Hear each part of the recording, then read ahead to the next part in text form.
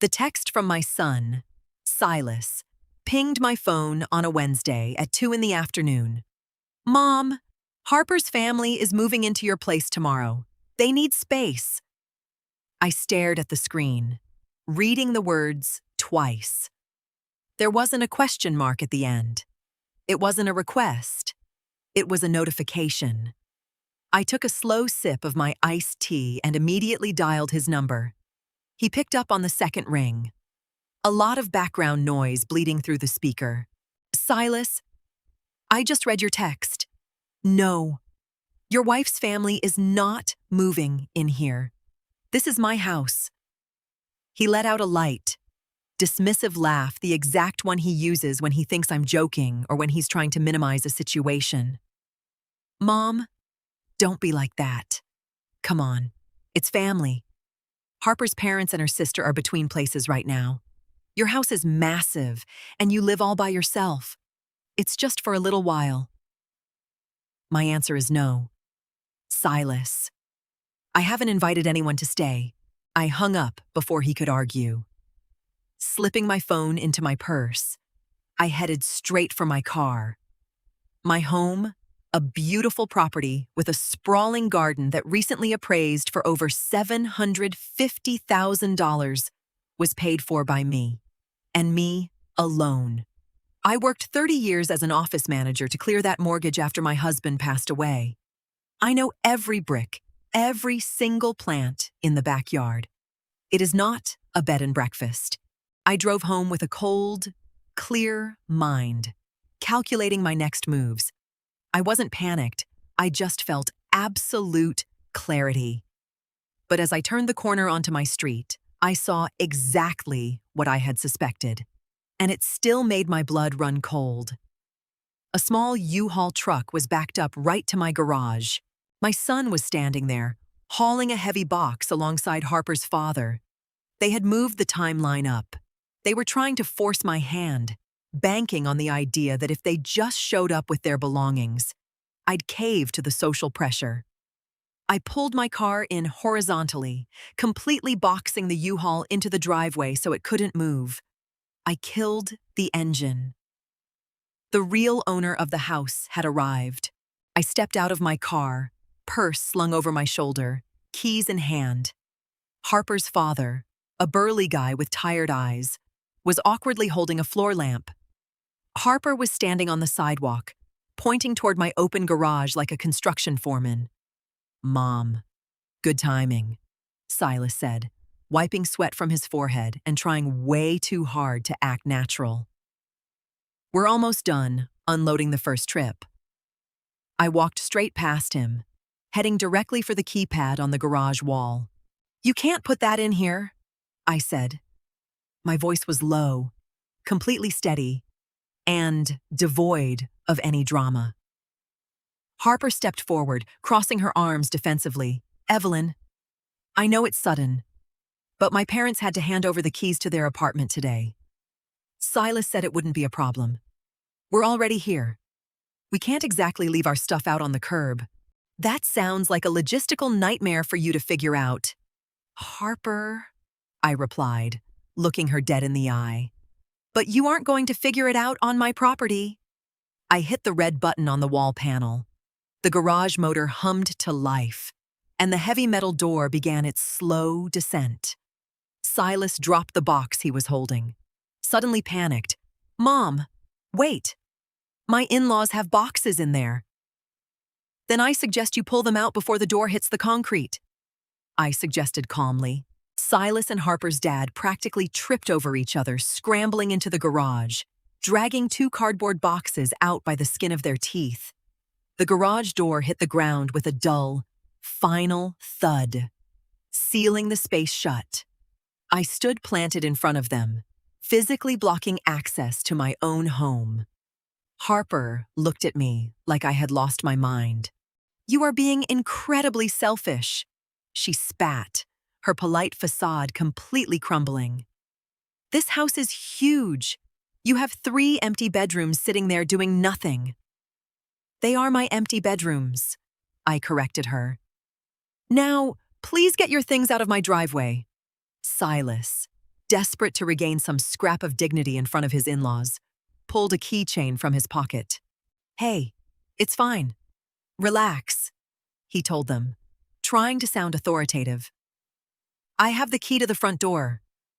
Let's just go around through the yard." I watched him confidently stride toward the front porch, and a tiny, knowing smile crept onto my face. Silas slid his key into the deadbolt on the front door. He twisted it, or, at least, he tried to. The metal ground against the pins and absolutely refused to budge. He frowned, pulled the key out, stared at it like it had betrayed him, and shoved it back in, twisting harder. "It won't turn," he muttered, throwing his shoulder against the heavy oak door. I strolled up the garden walkway, taking my time. "It's not going to turn. Silas, I had the locks rekeyed 2 months ago when I lost my spare at Trader Joe's."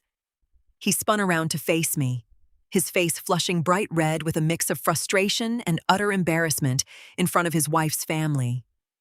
"Why didn't you give me a new copy? I'm your son." "Because you don't live here anymore. You have your own house, your own life. You do not need unrestricted access to my home." Harper marched up the walkway, leaving her bewildered parents by the moving truck. "Evelyn, this is ridiculous. My parents are exhausted. Open the door right now. You cannot leave us stranded on the street with a truck full of furniture." I didn't raise my voice. I didn't need to. "I didn't leave you on the street. Harper, you assumed you could commandeer a $750,000 piece of real estate without my explicit consent." Silas conveniently ignored the fact that the deed to this house has one name on it, mine. "If you're all so exhausted, I suggest you book a hotel. There's a perfectly nice courtyard Marriott about 3 blocks down the main road." A heavy silence fell over the front yard, broken only by a neighbor's lawnmower in the distance. Harper's dad, finally realizing there was no misunderstanding here, just a hard boundary, gently touched his daughter's shoulder. "Let's go, Harper. We aren't welcome here." Silas glared at me, his eyes swimming with anger and betrayal. "We're not done here, Mom. You're my mother. You're supposed to help us. Helping is one thing. Being treated like a doormat is another," I said. "You have 10 minutes to move that U-Haul before I call a tow truck to clear my driveway." I turned my back on him, slid my shiny new key into the lock, stepped inside, and threw the deadbolt. Through the thick wood, I could hear their furious muttering and the harsh scrape of boxes being dragged back to the truck. The first battle was over, but I knew Silas well enough to know he wouldn't wave the white flag just yet. Later that afternoon, with the house settling back into its normal, quiet rhythm, I brewed a fresh cup of coffee and walked down the hall to the guest wing.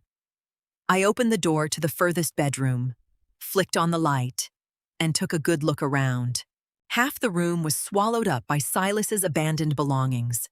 Golf clubs he hadn't swung since college, plastic totes full of old clothes, college textbooks, tarnished trophies, and a bulky desk he had begged me to store just for a couple of months.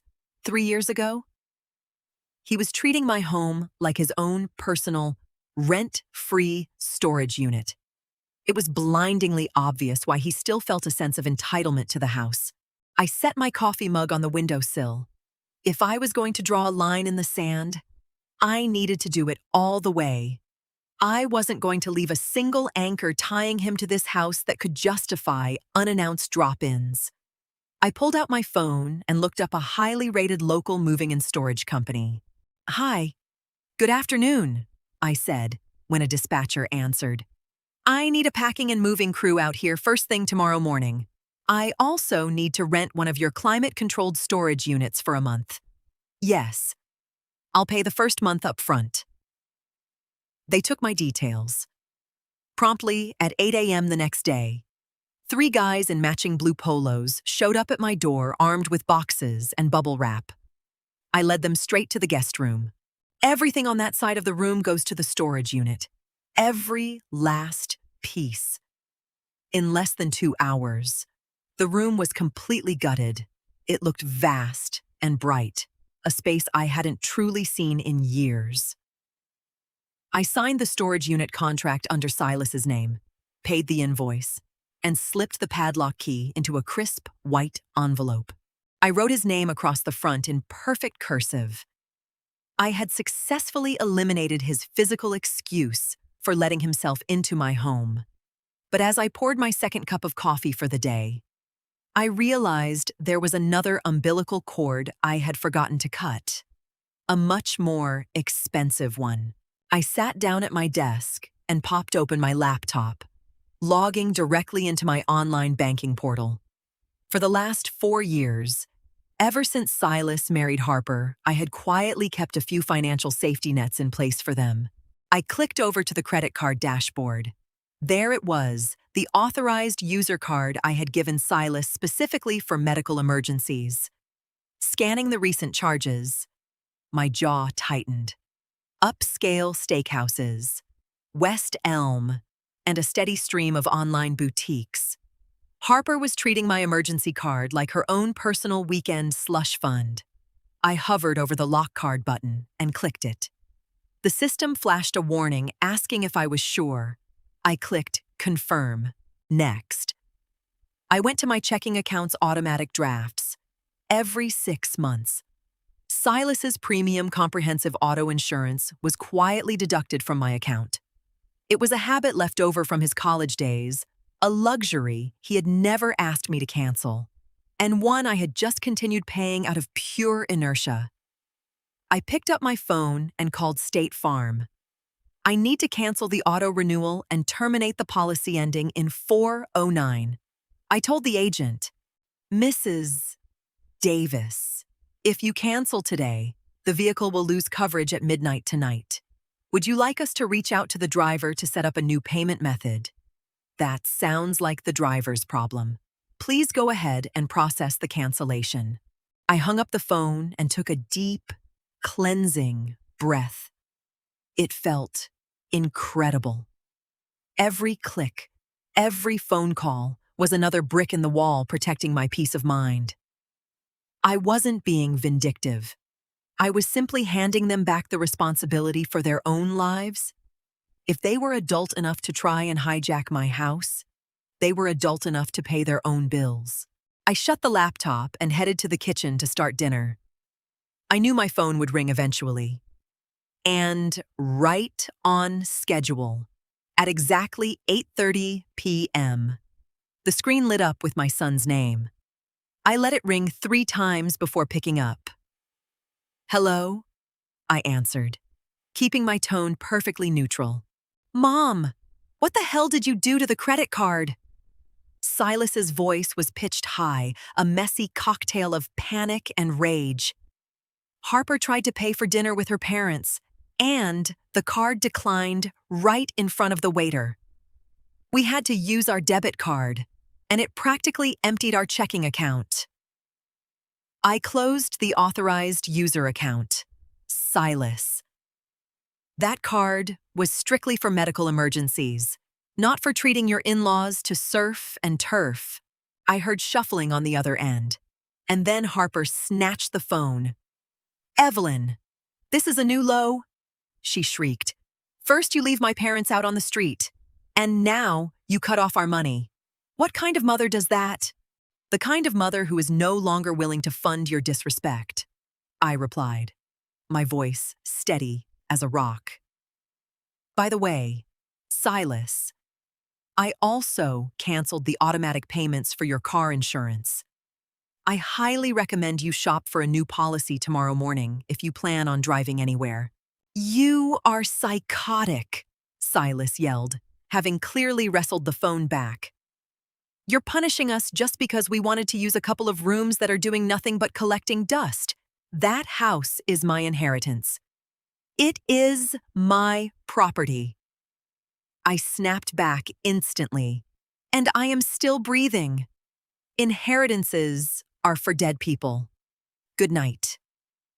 I ended the call and powered off my phone, I was not going to negotiate my own money or my own home. The next morning, I woke up with absolute clarity.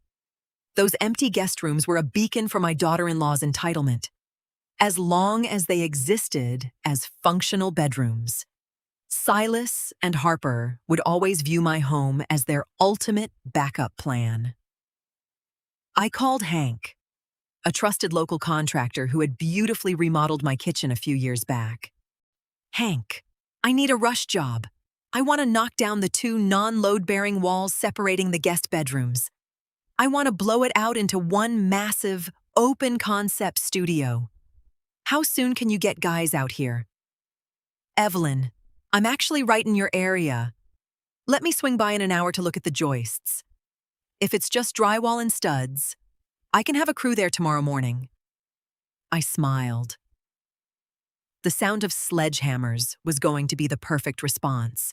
By 7:30 a.m. on Friday, Hank's heavy-duty truck was parked in my driveway. A couple of his guys arrived shortly after, hauling thick canvas drop cloths into the hallway and maneuvering a massive roll-off dumpster onto the front lawn. The noise started almost immediately. The violent, rhythmic thwack of sledgehammers tearing through drywall echoed through the entire house. Fine white gypsum dust hung thick in the air as the walls dividing the three bedrooms came tumbling down, chunk by chunk. I was transforming the entire wing into the sprawling art and reading studio I had always dreamed of, but had always put off just to keep the house guest-ready. Around noon, just as I was handing out ice water to the crew, the doorbell began ringing frantically. I peeked through the front window. Silas and Harper were standing on the porch, staring in absolute horror at the giant green dumpster overflowing with shattered drywall and splintered door frames. I opened the front door. I was wearing comfortable sweatpants, an old t-shirt, and had an N95 dust mask hanging around my neck. "What is going on here?" Silas demanded, pushing the door open slightly to peer down the tarp-covered hallway. "I'm remodeling," I said simply, crossing my arms and leaning against the doorframe. Harper tried to look over my shoulder, her eyes wide as saucers. "Remodeling what? What is all that garbage?" "The guest rooms," I answered breezily. "The walls are gone." The color completely drained from Silas's face. He pushed past me, ignoring my presence entirely, and practically sprinted down the hallway toward the guest wing. I followed behind him at a leisurely pace, with Harper trailing right on my heels. When they reached the end of the hall, they stopped dead in their tracks. The space where three enclosed, furnished bedrooms had once been was now a massive, cavernous footprint. It was stripped down to the studs, utterly exposed, filled with pulverized drywall, power tools, and dangling electrical wires. It was gloriously, completely uninhabitable. Silas stood frozen, staring into the dusty void. "What did you do?" Silas whispered, slowly turning to face me. The anger was gone from his voice, replaced by profound, unadulterated shock. "Exactly what I've always wanted to do," I replied, leaning against the one remaining wall. "An open concept studio, a place to paint and read. I don't have guest rooms anymore." Harper was staring at the disaster zone like I had just taken a sledgehammer to the Mona Lisa. Her breathing turned shallow and rapid. "Those were perfectly good rooms," she exploded. "We actually needed this space. Did you really destroy your own house just so we couldn't move in?" "I upgraded my own house to fit my current lifestyle," I corrected, staring her down without blinking. "The difference between you and me, Harper, is that I make decisions about things that I actually own." Silas frantically scanned one of the debris-filled corners. "Mom, my stuff, my golf clubs, my books." Everything was in the back room. Did you throw it in the dumpster? I reached into the pocket of my sweatpants, pulled out the crisp white envelope with his name on it, and held it out to him. He took it with trembling hands and ripped it open. The brass padlock key and the storage unit receipt tumbled into his palm. I had professional movers pack everything up. It's sitting in a climate-controlled unit over on Westheimer under your name. The first month is completely paid for. Come the 15th of next month. The rent on that unit is your problem. You've got 4 weeks to figure out what you want to do with your junk. He stared at the key in his hand like it was radioactive. He had driven over here hoping to find a crack in my armor, maybe planning to force his way in under the guise of getting his things. But I had systematically stripped him of every single piece of leverage. They were physically locked out of my space, completely cut off from my bank accounts, and had absolutely no material excuse to ever set foot in my house uninvited again. Harper glared at me, the bitter realization dawning on her that her master plan had completely and irrevocably backfired. That was when Harper's mask finally slipped for good. She dropped the concerned family act entirely. "You are a bitter, miserable old woman," she spat, her face twisted with rage. "Silas is your only son. You are supposed to be supporting us. My parents are stuck renting a tiny, wildly overpriced apartment right now, and it is entirely your fault." I took a slow step toward her, closing the distance. I didn't raise my voice, but I made sure my tone was hard as steel. "No, Harper, they are renting an overpriced apartment because the two of you made promises using real estate that you do not own. My financial support as a mother ended the day Silas became a grown, married man. What you were looking for wasn't support. It was freeloading." I shifted my gaze to my son. He was staring at his shoes, entirely unable to meet my eyes. He knew I was right. He had let his wife manipulate him into trying to hijack my home, banking on the hope that I was still the same quiet, agreeable widow I had been in the fragile years right after his father died. "Mom," Silas finally mumbled to the floor. "We just wanted to be close. You wanted to live rent-free. Silas." I cut him off. "You wanted control? And when I told you no, you tried to bully your way in. That's not wanting to be close. That's blatant disrespect." I gestured toward the front door. "The grand tour is over. Hank and his crew need to get back to work." Silas clenched his fist around the storage key. He gave a slow, defeated nod. He grabbed Harper by the elbow while she was still muttering toxic complaints under her breath and steered her toward the front door. I followed them out. Just as he stepped over the threshold, Silas paused and looked back. "So, is this it? Then are you just cutting us out of your life entirely? The door will always be open for my son to come visit," I answered evenly.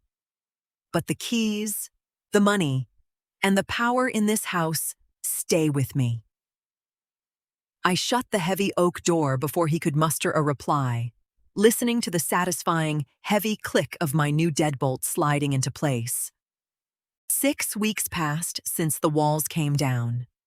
The drywall dust settled, the paint dried, and my new studio was finally complete. It was a breathtaking space, soaring floor-to-ceiling windows. My wooden easels perfectly positioned in the natural light.